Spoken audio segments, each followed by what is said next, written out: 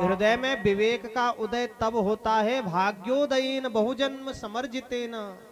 बहुत से पूर्व जन्म के कृत पुण्यों का जो फल है वो उदय हो जाता है, तभी जाकर के मनुष्य को सत्संग करने की सद्मति प्राप्त होती है, अच्छी बुद्धि प्राप्त होती है।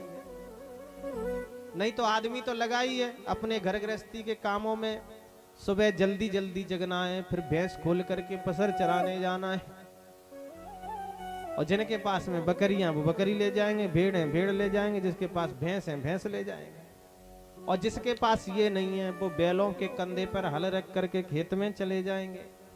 अब बैल नहीं बचे तो बोले क्या है, बोले ट्रैक्टर लिया है, फार्म ट्रक लिया है 60, अब तो 65 भी आ गया है?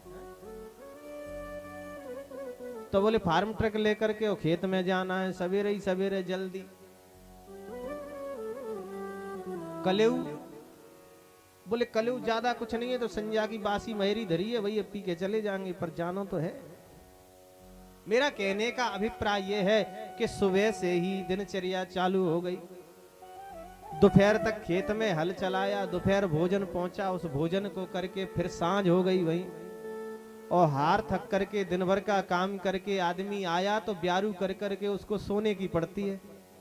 बोलो सही समझ में आ रही है कि नहीं बात? तो समय है नहीं आदमी के पास, जब से उसने ध्यान संभाला है, अपना होश संभाला है, तब से इसी काम में लगा है,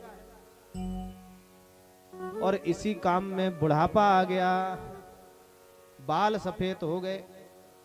देखो बाबा बैठे हैं बूढ़े, मूछन पे ताव मार रहे हैं, तो बाल सफेद भय के नहीं, बुढ़ापा आया के नहीं? अब ये सब घर गृहस्थी के चक्कर में ही बुढ़ापा तो आ गया।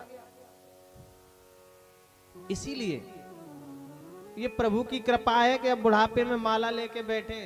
ये किसकी कृपा? ईश्वर की। बिना उसकी कृपा के कुछ संभव नहीं है। सब्सक्राइब करें हमारे YouTube चैनल साधना गोल्ड को और पाएं वीडियो सबसे पहले, और हाँ, बेल आइकन दबाना ना भूलें।